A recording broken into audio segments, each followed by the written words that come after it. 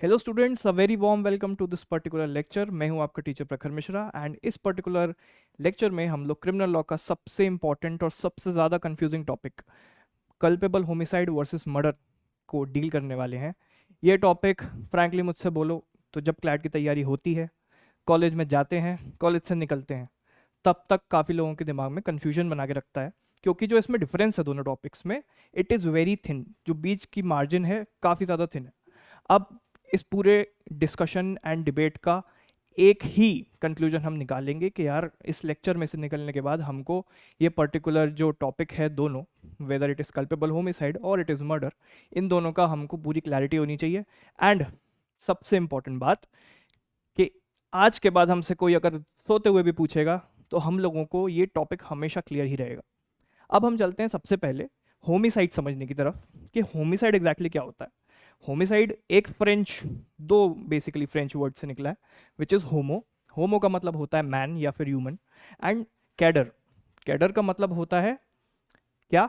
Cadre का मतलब होता है टू कट और टू किल। अब इससे मिलके बना होमिसाइड। अब होमिसाइड जो होता है वो दो तरीके का होता है। मैं यहाँ पर धीरे धीरे चीज़ लेके चलूंगा जिससे आपकी एक एक कंसेप्ट एंड टॉपिक की क्लैरिटी रहे आपको। अब जो होमिसाइड होता है वो दो तरीके का होता है बेसिकली। सबसे पहला होता है unlawful and second is lawful. Lawful वाले को समझते हैं क्योंकि इधर हमें ज़्यादा समझना है। लॉफुल इज बेसिकली जब कोई भी पब्लिक सर्वेंट या फिर कोई भी जज हो गया, पुलिस वाला हो गया, कोई भी पब्लिक सर्वेंट अपनी लीगल ड्यूटी निभा रहा होता है, उसको हम लॉफुल किलिंग बोलते हैं। जैसे अगर किसी जज ने डेथ सेंटेंस दे दिया तो उससे किसी ना किसी की जान तो जा रही है, लेकिन वो बाइंड बाय द लॉ है कि उसको ये ड्यूटी अपनी करनी ही करनी है, कैरी आउट। इसीलिए हम इसको लीगल ड्यूटी के एक्सेप्शन में डाल देते हैं। This is under general exception जो कि इंडियन पिनल कोड में दिया हुआ है। अब हम चलते हैं अनलॉफुल होमिसाइड की तरफ। अनलॉफुल होमिसाइड में क्या बोल रहा है? सबसे पहला, चार तरीके के होते हैं unlawful homicide. One is culpable homicide, second is murder, जो कि हम यही दो टॉपिक मेजरली हैं जो हम इस पर्टिकुलर लेक्चर में डील करने वाले हैं। अगला है rash and negligent act, and उसके बाद चौथा आता है सुसाइड। तो इसको हम फिर कभी अगले लेक्चर में डील करेंगे, बट आज का हमारा टॉपिक है कल्पेबल होमिसाइड एंड मर्डर। अब हम चलते हैं सबसे पहले कल्पेबल होमिसाइड की तरफ। ये इसकी जो पूरी डेफिनेशन आपकी स्क्रीन पर आपको दिख रही है, ये सारी इसकी प्रॉपर इंडियन पिनल कोड की डेफिनेशन है। इसी को हम तोड़ तोड़ के कीवर्ड्स के साथ अच्छे से पढ़ने वाले हैं। सबसे पहले अगर हम डेफिनेशन रीड करने की तरफ जाए, हुएवर कॉजेस डेथ। अब एक बहुत ज़्यादा ट्रिकी क्वेश्चन एक बार क्लैट में आया, बहुत रियल लाइफ एग्जाम्पल बता रहा हूँ, जो कि ऑब्वियसली हो चुका है, रियल लाइफ सिचुएशन ही है वो। मैंने किसी को चाकू मारा, वो बंदा भगवान की दया से बच गया। वो बच गया, उसको हॉस्पिटल लेके गए, उसकी तबीयत ठीक हो गई, उसके घाव वगैरह सब भर गए, लेकिन मैंने उसको चाकू मारा था। अब ये कल्पेबल होमिसाइड होगा कि मर्डर? ये क्लैट का क्वेश्चन था। एक बार किसी भी रैंडम ईयर में उन्होंने ये पूछ लिया उठाकर। अब बच्चों ने यहाँ पर कल्पेबल होमिसाइड लगा दिया या फिर मर्डर लगा दिया। सबसे इंपॉर्टेंट एस्पेक्ट, जब भी हम किसी क्वेश्चन को सॉल्व कर रहे होंगे तो वहां पर ये होगा कि सबसे पहले आदमी की जान जानी चाहिए। सबसे इंपॉर्टेंट फैक्टर तो यही है। जब कोई मरा ही नहीं तो दूसरे ऑफेंसेस हैं, वो मर्डर और कल्पेबल होमिसाइड में हमें किल करना है ना किसी को, सबसे पहली बात। तो या तो वो कल्पेबल होमिसाइड में आएगा या तो वो मर्डर में आएगा। ठीक है। अब सबसे पहला पॉइंट है, सबसे पहला हमारा रिक्वायरमेंट है कि किसी की डेथ होनी चाहिए। दूसरा पॉइंट है कोई एक्ट हुआ है, इट इज़ वेरी इंपॉर्टेंट। और यहाँ पर जो ग्रीन में मैंने स्पेसिफिकली आपको दिखाने के लिए मार्क करा हुआ है उसको, कि उसकी कोई इंटेंशन थी, इंटेंशन ऑफ कॉजिंग डेथ, मारने की इंटेंशन थी, डेथ कॉज करने की इंटेंशन थी। ये हमारा दूसरा सबसे ज़्यादा इंपॉर्टेंट पॉइंट हो गया। ठीक। थर्ड पॉइंट पे हम चलते हैं। या फिर उसकी इंटेंशन थी कि मैं कुछ ऐसा घाव दे दूं, सच बॉडीली इंजरी, जिससे मोस्ट प्रोबेबली उसकी डेथ हो ही जाएगी। ये इंटेंशन थी। अब यहां पर कल्पेबल होमिसाइड में पूरा खेल इंटेंशन और लाइकलीनेस टू कॉज डेथ का है।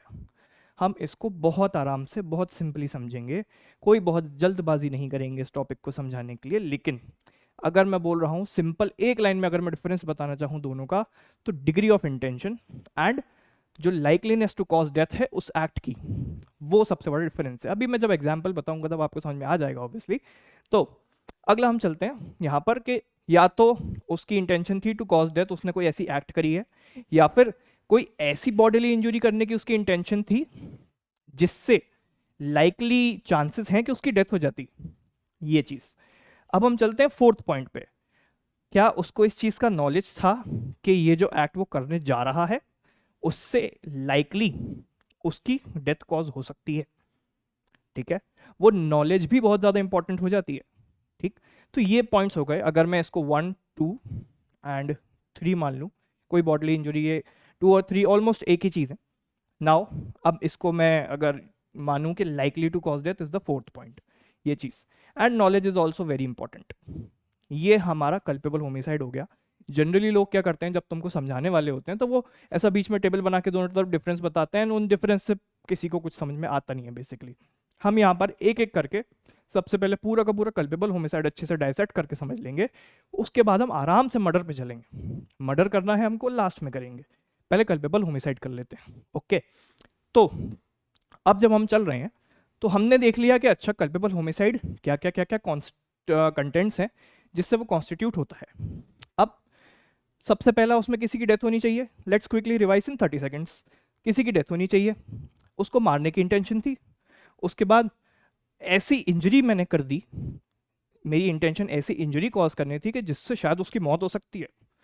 और उसके बाद मुझे पता भी था कि जो भी मैं एक्ट करने जा रहा हूं उससे शायद उसकी मौत हो जाएगी। ये पॉइंट बहुत इंपॉर्टेंट है। ये हमने डाइसेक्ट कर लिया कि कल्पेबल होमिसाइड क्या होता है। अब जो अगले कुछ स्लाइड्स हैं उसमें मैं आपको ऐसी चीजें बताऊंगा जो बहुत कम लोग बताते हैं, एंड जिससे कल्पेबल होमिसाइड का पता लगाना उस पर्टिकुलर सिनेरियो को देखकर बहुत ज्यादा आसान हो जाता है। चलो अगले पॉइंट पे चलते हैं। ये जो 2 लाइन है बहुत ज्यादा इंपॉर्टेंट है। सबसे पहले, कभी भी कल्पेबल होमिसाइड में किसी भी तरीके की रिवेंज की फीलिंग नहीं होती, ग्रीड की फीलिंग नहीं होती, जेलसी की फीलिंग नहीं होती, सस्पिशन की फीलिंग नहीं होती। मतलब किसी से मेरा उस ही मोमेंट पर कुछ हुआ है, विवाद हो सकता है, कोई फाइट हो सकती है, कुछ भी हो सकता है, जो भी हुआ है उस मोमेंट पे हुआ है। अगला पॉइंट क्या, नो प्री मेडिटेशन। मुझे किसी से बहुत ज़्यादा जलन थी, बहुत मेरी आंख का काटा था वो। मैंने सोचा कि एक दिन आज इसका खात्मा कर ही दिया जाए, पूरा इसको निपटाई डालते हैं, चलो उसके घर। क्या इसमें मेरा प्री मेडिटेशन इन्वॉल्व था? यस। क्या इसमें मेरी जेलसी इन्वॉल्व थी? यस। ठीक है। कोई भी एक पॉइंट भी अगर उसमें आपका टिक हो जाएगा तो आपका वो मर्डर की कैटेगरी में आ जाएगा, वो कल्पेबल होमिसाइड नहीं बचेगा फिर, ठीक है। ये चीज़ आपको बहुत इंपॉर्टेंटली याद रखनी है। कहीं भी रिवेंज कि उसने मेरे साथ उस दिन ऐसा किया था, अब मैं उसको अगले महीने बताऊंगा या फिर कल बताऊंगा, कल तू रुक मैं बताता हूँ तुझे, यहाँ पर कल्पेबल होमिसाइड नहीं बचा वो। अगली चीज़ ग्रीड, कि यार इसने मेरी जायदाद खा ली थी, इसने मेरी प्रॉपर्टी ले ली, ये हड़प ली, मेरा विल की डीड खा लिया, ये कर लिया, वो कर लिया, अब मुझे इसको मार के वो सारी चीज़ें हड़पनी है। अगेन ग्रीड हुई, मतलब सारा मैंने सोचा ना पूरा प्लान करके, अगेन प्री मेडिटेशन वाला फैक्टर आ गया। उसके बाद हम जेलेसी पे जाते हैं। जेलेसी में अगेन जो मैंने एग्जांपल दिया था पहला वाला वही है, सस्पिशन। अगेन हम यही सारी फीलिंग्स का इन्वॉल्वमेंट अगर इंश्योर कर रहे हैं और अगर कुछ प्लानिंग चल रही है किसी को मारने के पहले, तो obviously it is not culpable homicide. यहां तक आई गेस क्लियर होगा। अगली स्लाइड पर चलते हैं। अगली स्लाइड में हम डिस्कस करने वाले हैं कि use of the term likely, क्योंकि बहुत ज़्यादा इंपॉर्टेंट था ये, हमने अभी पहले डेफिनेशन में ही पढ़ लिया कि लाइकली जो टर्म है उसको यूज करके कैसे हम कल्पेबल होमिसाइड बोल रहे हैं, कैसे हम मर्डर नहीं बोल रहे हैं। लाइकली वर्ड का एक सिंपल अंडरस्टैंडिंग है कि अगर कहीं भी लाइकली यूज हुआ है तो उस पर्टिकुलर केसेस में अनसर्टेनिटी बढ़ जाती है। मतलब कोई भी ऐसी एक्ट जिससे मैं किसी को मारना चाह रहा हूँ या बॉडीली इंजरी दे रहा हूँ, उसके कितने चांसेस हैं। तुम तो सिंपल एक फॉर्मूला लगाओ। अब मैं एक सिनेरियो देता हूँ ए का, एक सिनेरियो देता हूँ ए का, एक सिनेरियो देता हूँ बी का। ये 2 सिनेरियोज है बेसिकली, ठीक है। सबसे पहले सिनेरियो में मैं और मेरा दोस्त राम, राम बोल लो, श्याम बोल लो, कुछ भी बोल लो, कोई भी एक दोस्त मेरा, राम जिसका नाम था, मुझे उस पर गुस्सा आया। यही एक सडन फाइट हुई, कोई प्रीमेडिटेशन नहीं, कुछ भी नहीं। लेकिन अगर मैंने पूरे प्रेपरेशन करके आया हूँ, मैं सब कुछ करके आया हूँ, मुझे उस पर गुस्सा आया, 2 सिचुएशन में मैं दोनों जगह चाकू लेकर आया हूँ, ठीक है। यहाँ पर है बटर नाइफ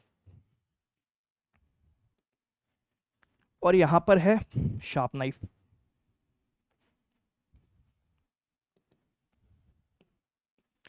दो अलग अलग तरीके के चाकू मेरे पास अवेलेबल हैं एंड मैंने उसको मौका देखते ही चाकू घुसा दिया। अब वो इसमें भी मर सकता है, वो इसमें भी मर सकता है, बहुत ज़्यादा सेंसिटिव होगा इसमें भी मर जाएगा, इस केस में तो हर कोई मर जाएगा। एग्जैक्टली यही देखना है हमको कि क्या अगर मैं 100 सिचुएशंस बनाता हूँ और एक ही चीज़ करता हूँ सबके साथ, दैट इज सबके पेट में अगर मैं शार्प नाइफ घुसाऊंगा, स्टैब करूंगा, क्या 100 के 100 लोग मरेंगे? एक आध कुछ चमत्कार से शायद कोई बच जाए, लेकिन हाँ मेजॉरिटी ऑफ द केसेस में सब मर जाएंगे। इसीलिए इसको क्या बोलेंगे? इसको हम मर्डर बोलेंगे। ठीक है, जहां पर सिचुएशन 100% ऑफ द लाइकली हो जाती है, या फिर 95 90 more than 90% of the likely हो जाता है कि यार इस केस में तो यार हर दूसरा आदमी मर जाएगा, तो हम उसमें क्या बोलेंगे कि यार ये मर्डर है। अब हम जाते हैं बटर नाइफ, हर कोई मर सकता है बटर नाइफ से, 10 15 20 लोग, 30 लोग, 50 60 लोग मर सकते हैं 100 में से, लेकिन सब नहीं मरेंगे, 90 से ऊपर नहीं मरेंगे। इसीलिए ये क्या हो गया, ये हो गया अपना कल्पेबल होमिसाइड। ये एक मेजर डिफरेंस हो गया लाइकलीनेस के ऊपर, जो हमने ऊपर देखा कि कोई भी एक्ट हो रही है अगर। अगेन हम एक और एग्जांपल ले लेते हैं, मैंने एक जगह एक गड्ढा खोदा है, उसके ऊपर ऐसे जाल बिछा दिया, और मेरा दोस्त है रोहन, वो आया, वो इस गड्ढे में गिर गया, यहाँ पर गिर के वो मर गया। अब एक और गड्ढा मैंने खोदा था, मेरी दोस्त है रोशनी, इस गड्ढे में मैंने सांप भी डाल दिया, ये आई, इसमें गिर के मर गई अगेन, दोनों मरे। हमारी तो प्री रिक्विजिट है ना यार कि हमें डेथ तो कॉज करनी है, उसके बाद हम आगे की कन्फ्यूजन देखते हैं ना। सबसे पहले रोहन भी मरा, रोशनी भी मरी। रोहन जो मरा वो गड्ढे में गिर के मरा, क्या हर कोई आदमी जो गड्ढे में गिरेगा मरेगा? नहीं, it is not that much possible. लेकिन क्या हर कोई आदमी जो सांपों से भरे गड्ढे में गिरेगा, pit which is full of snakes, क्या उसकी जान बचना पॉसिबल है? नहीं, ये होगा मर्डर, ये होगा कल्पेबल होमिसाइड। आई होप यहाँ तक क्लियर है, बहुत अच्छे से प्यार से समझाया है। आगे चलते हैं, अब हम देखते हैं कि इंटेंशन कैसे निकाली जाएगी, डिग्री ऑफ इंटेंशन कैसे निकाली जाएगी। इंटेंशन क्योंकि बहुत ज़्यादा सब्जेक्टिव है, कोर्ट को इसको इंटरप्रेट करने में ही कोई कोर्ट कुछ बोल रहा है, कोई कोर्ट कुछ बोल रहा है, लेकिन जो मेजॉरिटी रूलिंग आई है मोस्ट ऑफ द केसेस में, मोस्ट ऑफ द कोर्ट्स की, वो क्या आई है, ये 3 पॉइंट्स के बेसिस पे उन्होंने बोला है कि यार इंटेंशन हम कैसे निकालेंगे किसी की भी, कैसे बताएंगे कि ये मर्डर की तरफ जा रहा था केस या फिर ये कल्पेबल होमिसाइड की तरफ जा रहा था।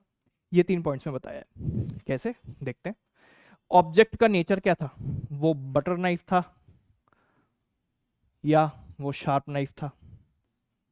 ऑब्जेक्ट का नेचर क्या था, मुझे किसी को असली में मारना होगा मैं शार्प नाइफ ही लेके जाऊंगा, कभी भी बटर नाइफ लेके नहीं जाऊंगा अगर मेरे में कॉमन सेंस है। मुझे अगर किसी XYZ दोस्त की जान लेनी है, मुझे पता है शार्प नाइफ से एक बार में काम खत्म होगा, मैं क्यों बटर नाइफ या ब्लंट नाइफ लेके जाऊंगा? ठीक है, अगर ऑब्वियसली मैं शार्प नाइफ लेके गया हूँ, मुझे पता था कि इससे किसी की जान जाने वाली है, यहाँ पर सिंपल क्या हो गया, ऑब्जेक्ट का नेचर कंप्लीट, ये वाला फैक्टर में मैं फंस गया और ये मर्डर हो गया। दूसरा, वो ऑब्जेक्ट मैं कहीं से लेके आया था या फिर वो ऑब्जेक्ट मैंने वहीं कहीं आसपास से उठाया है। ये वहीं कहीं आसपास से उठाया क्यों? क्योंकि ये नेचर बताता है कि कोई प्री मेडिटेशन नहीं थी, कोई प्री प्लानिंग नहीं करी थी मैंने, वहीं आसपास मेरी लड़ाई हुई, वहीं से मैंने उठाया दे दिया। ठीक है, इट इज़ वेरी इंपॉर्टेंट कि हम ये वाली चीज़ देखें। पिक्ड या फिर कैरीड, कैरीड मतलब ऑब्वियसली कोई ड्यू नेचर में कोई सरिया लेके चाकू लेकर ऐसे जेब में नहीं घूमता है, कुछ इंटेंशन होगा किसी का, बटर नाइफ शार्प नाइफ का या फिर बटर नाइफ भी लेके कोई रैंडमली नहीं घूमता है, शार्प नाइफ का किसी का कुछ इंटेंशन होगा तभी वो लेके गया है, किसी का उसको खून ही करना होगा तभी वो ऑब्वियसली लेके गया। यहाँ पर अजम्पशन लेके चल रहे हैं, अगर वहीं से पिक हुआ है तो प्रोबेबली वहीं पे फाइट हुई है, इसका इंटेंशन इतना ज़्यादा उस तरफ नहीं जा रहा मर्डर करने की तरफ, खून तो हुआ है वो तो पता है हमको, लेकिन मर्डर नहीं हुआ, ये हम यहाँ से डिराइव कर सकते हैं।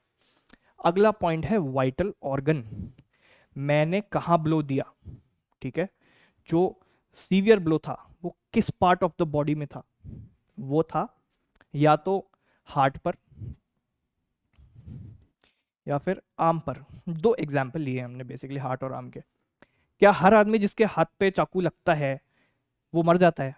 ऑब्वियसली नॉट, कुछ घाव आएगा बहुत बुरा, उसको फ्रैक्चर हो सकता है, कुछ हो सकता है, उसकी मसल फट सकती है, कुछ भी हो सकता है, मरेगा तो नहीं ना हर आदमी। तो अगर ऑन द स्पॉट मैंने किसी के हाथ पर मारा, ऑब्वियसली मुझे उसको मारने की इतनी ज़्यादा इंटेंशन नहीं थी, मर्डर करने की इतनी ज़्यादा इंटेंशन नहीं थी, लेकिन अगर मैं हार्ट पे, स्टमक पे अगर चाकू मार रहा हूं, ऑब्वियसली मुझे उसकी जान लेनी है, मुझे इन एवरी केस उसकी जान लेनी है। कोई दिल पे किसी के चाकू लगेगा, 100 में से 95 लोग मरेंगे ऑन द स्पॉट, नहीं तो अगले 15 मिनट में मरेंगे। इसीलिए किस vital organ of the body पर वो अटैक किया गया, it is very important to know the intention of that particular person. ठीक है, यहां पर हमने खत्म करा culpable homicide. I hope culpable homicide के कंसेप्ट अभी सबको समझ में आ गए। अब हम चलते हैं मर्डर की तरफ। मर्डर में 90% चीज़ें मैंने पिछले वाली स्लाइड्स में बता दी हैं, उसी को हम थोड़ा देखकर कैसे ट्वीक हो रहा है मर्डर बस अलग ये बता रहे हैं। ऑल्सो सेक्शंस बहुत ज़्यादा इंपॉर्टेंट नहीं होते क्लैट के पेपर के पर्सपेक्टिव के हिसाब से। क्लैट यूजी में कोई बहुत ज़्यादा इंपॉर्टेंट सेक्शंस नहीं है अब तो, और भारतीय न्याय संहिता, भारतीय अलग अलग XYZ चीज़ें आने वाली हैं, तो फिलहाल हम आईपीसी के सेक्शंस नहीं पढ़ेंगे। फॉर योर इन्फॉर्मेशन अगर मैं बताना चाहूँ फिर भी, तो culpable homicide is defined under section 299 and murder 300। ठीक है, 299, 300, ये बेसिकली मर्डर और कल्पेबल होमिसाइड और मर्डर ऐसे डिफाइंड है।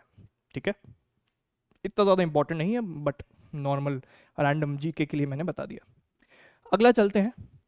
अब हम देखेंगे, अगर हम पहले 2 पॉइंट्स पढ़ते हैं ना यहाँ पर, तो ऑलमोस्ट कल्पेबल होमिसाइड के बराबर ही लग रहा है। यहीं से लोगों को कंफ्यूजन हो जाता है कि यार ऊपर वाला भी सेम लग रहा है, नीचे वाला भी सेम लग रहा है, और कल्पेबल होमिसाइड में भी जो पढ़ गया है वो भी सेम लग रहा है। तो देख लेते हैं एक बार पढ़ के। अगर कोई एक्ट जिससे डेथ कॉज हो सकती है, done with the intention of causing death, यहाँ तक तो चलो हम थोड़ा सा लीवे दे देते हैं दोनों प्रोविजंस को कि हाँ यार तुम सेम हो, ऑलमोस्ट यहाँ तक तो सेम ही है। चलो अगला चलते हैं।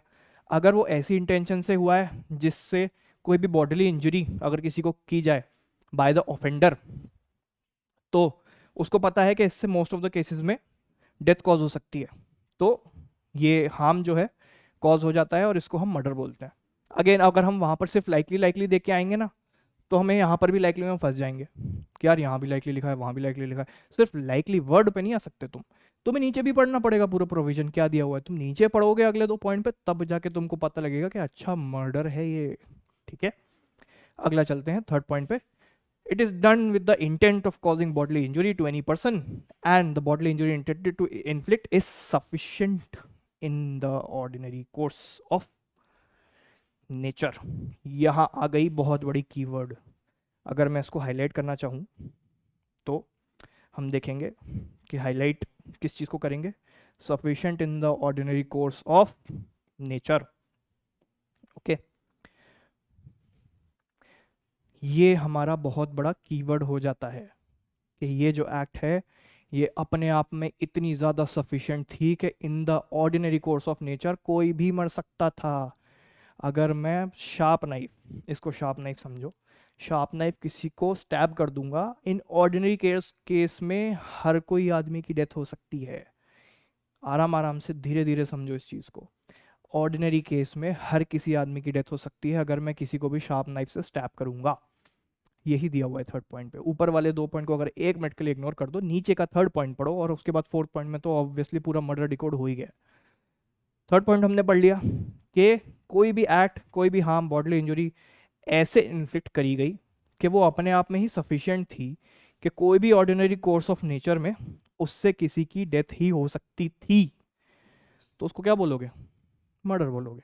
ठीक है, अब चलते हैं हम 4th पॉइंट पर। 4th पॉइंट पे हम क्या देखना चाह रहे हैं, अब इस आदमी को ये पता था कि ये एक्ट इतना ज़्यादा डेंजरस है कि इन ऑल प्रोबेबिलिटी ये किसी की डेथ ही करेगा।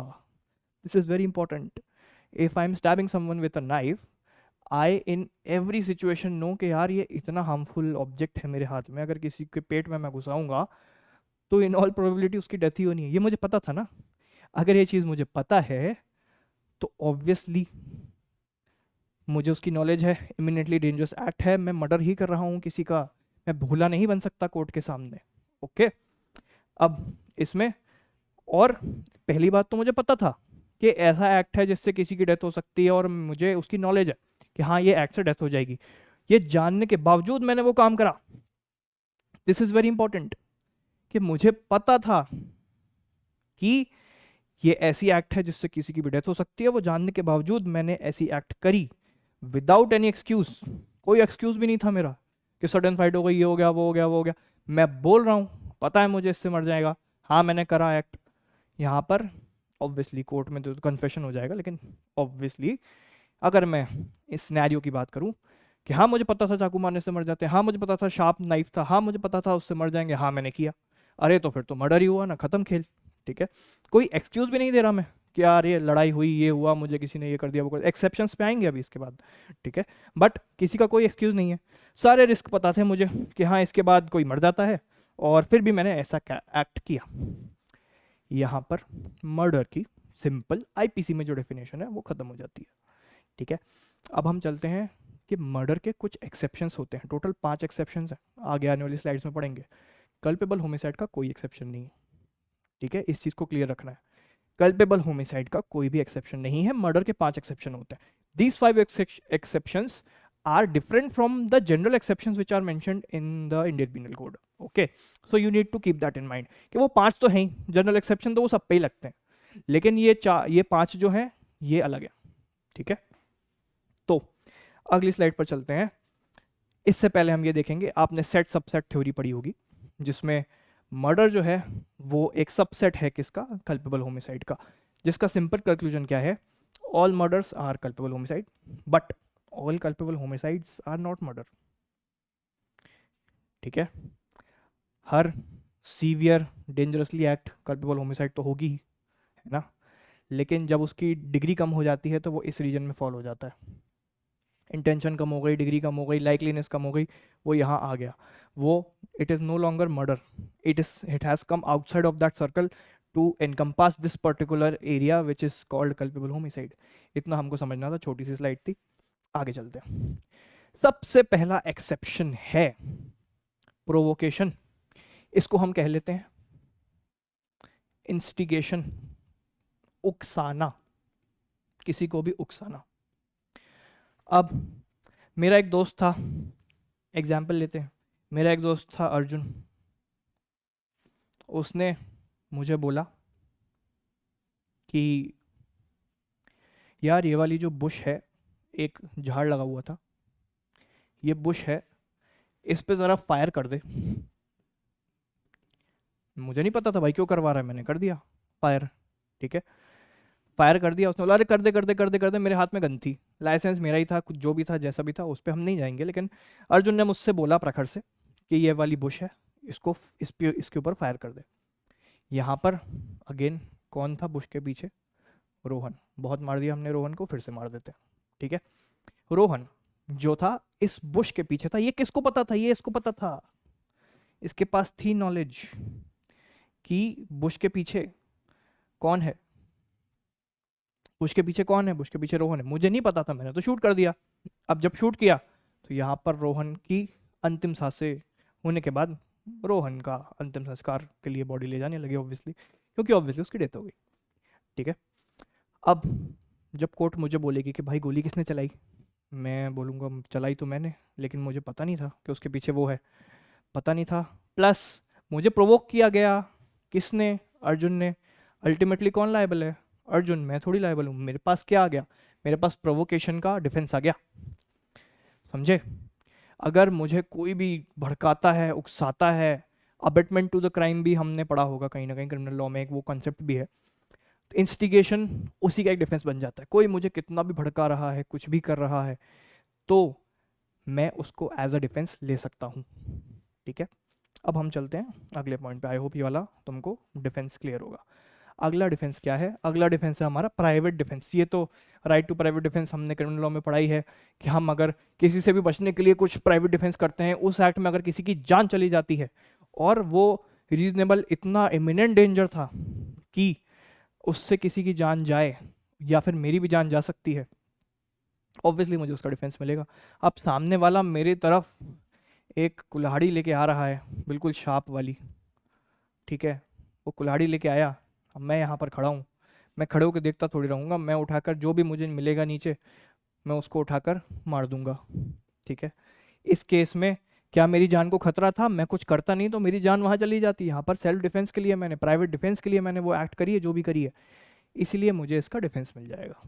ठीक है, इससे पहले हम एक बार पीछे वाली स्लाइड पर चलते हैं कि प्रोवोकेशन का एक एक्सेप्शन है, प्रोवोकेशन वॉलंटरी नहीं होनी चाहिए, should not be voluntary. Provocation voluntary नहीं होनी चाहिए, मतलब मैं किसी को छेड़ रहा हूँ, फिर उसने मुझे प्रोवोक कर दिया, फिर मैंने उसको मार दिया, नो सॉरी, गलती आपकी थी। आप दूध के धुले मत बनो, आप इतने भोले मत बनो, आपने उसको छेड़ा था जिसकी वजह से आपकी प्रोवोकेशन हुई, अब आप प्रोवोकेशन में उसको मार बैठे, तो गलती किसकी है? उसकी नहीं है, फिर आप ही की है। Okay, this was the example. अब प्राइवेट डिफेंस हो गया। Public servant acting in good faith, एक पुलिस वाला था, मान लो ये police person P, P for police, and ये था अपना क्रिमिनल सी। ये हैंडकफ था और ये अपना हैंडकफ छुड़ाकर ही tried to run from the police, and उसने उसकी गन भी ले ली, इस पुलिस ऑफिसर की गन भी ले ली, एंड इसके पास जब हाथापाई हुई, दोनों की लड़ाई हुई, गन भी उसके पास चली गई, तो इस ही लड़ाई के बीच में ये जो पुलिस ऑफिसर था इसने इसको क्या कर दिया? शूट, क्योंकि ये बन गया था थ्रेट। जब शूट हो गया तो क्या एक पब्लिक सर्वेंट जो कि पुलिस वाला था उसने एक्ट किया गुड फेथ में? इसका एक और एग्जांपल, लाठीचार्ज हो गया, उसमें कोई मर गया, अरे वो तो ड्यूटी पूरी कर रहा था यार।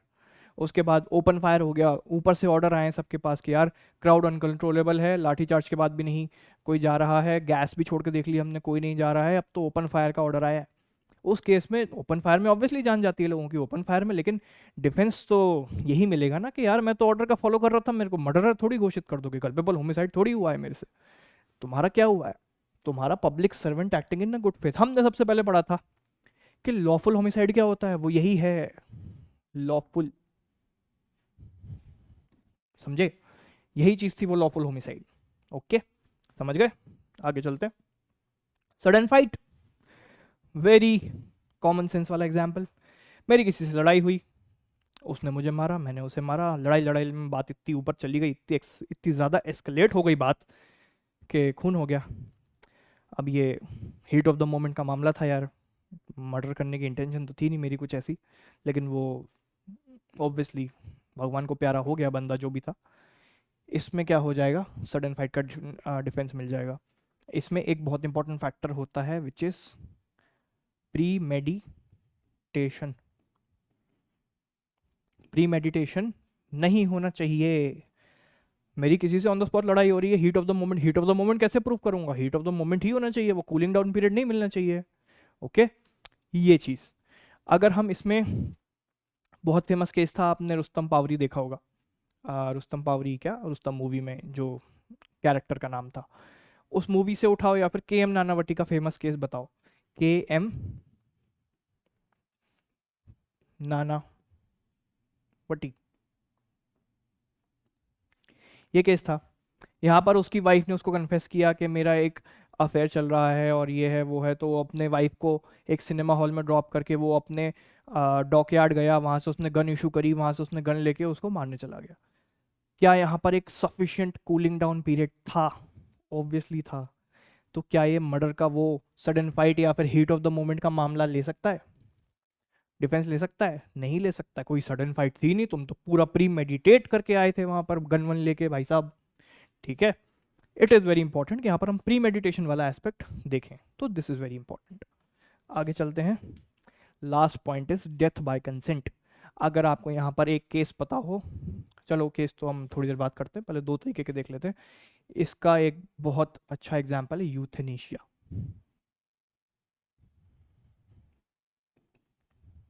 ये एस है यूथेनेशिया। ये दो तरीके के होते हैं, active euthanasia and passive euthanasia. Active euthanasia क्या होता है? एक्टिव मतलब डेथ बाय कंसेंट, मतलब किसी भी आदमी ने अपना कंसेंट दे दिया है कि यार मेरी जान ले लो, मुझे नहीं जीना और दुनिया से उठा लेना चाहो तो उठा लो। ठीक है, बट ऑब्वियसली ये इतना ड्रामेटिक नहीं होता है। ये ऐसे स्टेजेस पे पहुंच जाते हैं लोग जब वो कुछ भी करने लायक नहीं बचते हैं और वो एक उनका जिंदा रहना ज़्यादा पेनफुल है उनके लिए रादर देन डाइंग। ठीक है। Active euthanasia is not in India. In India we practice passive euthanasia which came from the case and very famous case of Aruna Schonborg। क्या केस था, कैसा था? कुछ नहीं, वेजिटेटिव स्टेट में जब आदमी चला जाता है, कोई भी आईसीयू या फिर किसी भी मशीन के थ्रू सिर्फ उसको ज़िंदा रखना ही मोटिव जब डॉक्टर्स का हो जाता है, उसको हम वेजिटेटिव स्टेट बोलते हैं कि यहाँ से रिकवरी पॉसिबल ही नहीं है यार, वो वहाँ पर ही पड़ा रहेगा जब तक मशीनें चलती रहेंगी। इस केस में क्या होता है, पैसिव यूथनेशिया, सारे रिश्तेदारों से कंसेंट लेके सब कुछ करके उसको सारी मशीन्स को हटा दिया जाता है। एक्टिव और पैसिव का डिफरेंस क्या है? मशीन्स को हटा देंगे जो भी लगी हुई है, लाइफ सपोर्ट सिस्टम को विड्रॉ कर लिया जाता है। एक्टिव में क्या होता है कि ब्लड स्ट्रीम में पॉइजन दे देते हैं या फिर कुछ ऐसा सब्सटेंस दे देते हैं जिससे उसकी इमीडिएटली डेथ हो जाती है। यहाँ पर अगर मशीन से हटाओगे तो शायद कुछ 1 आध घंटे या 15-20 मिनट बाद मरेगा कोई, एक्टिव में तुरंत डेथ होती है। ये वाली जो चीज़ है, this is referred to as a very painful death, that's why it is not practice in India. Passive euthanasia तो है ही, और वो इसी केस से आया था। ठीक है, बहुत फेमस केस है, एक बार आप अगर इसके बारे में रीड करोगे तो आपको पता लग जाएगा, समरी भी बहुत अच्छे से मिल जाएगी गूगल पर ही। आगे चलते हैं। तो ये था पूरा मर्डर वर्सेस कल्पेबल होमिसाइड। इसके बाद हमारा जितने भी डिफरेंसेस हैं, एक लाइकलीनेस जिसमें उस ऑब्जेक्ट का कितना ज़्यादा डिफरेंस था वो है। अगर अब मैं देखूं तो सबसे पहले हमने देखा कि लाइकलीनेस